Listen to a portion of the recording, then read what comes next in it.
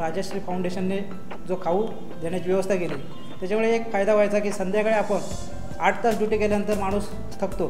आम्हाला सवय झाली होती की अरे चला आता संध्याकाळी गेलो की शाळेत खाऊ मिळणार, त्यामुळे ते थोडं फ्रेश होतं. फ्रेश झालं की एक कॉन्फिडन्स वाढतो, एक आत्मविश्वासाने लक्ष केंद्रित होऊन एक कंटिन्यू म्हणजे बसू शकतो. हा एक फायदा झाला. त्याच्यामुळे राजश्री फाउंडेशनचे आभार मानतो.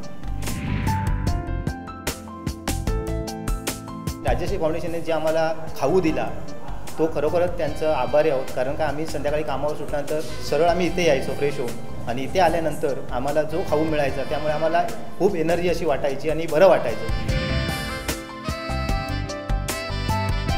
राजश्री फाउंडेशन ही संस्था या शाळेला लाभली.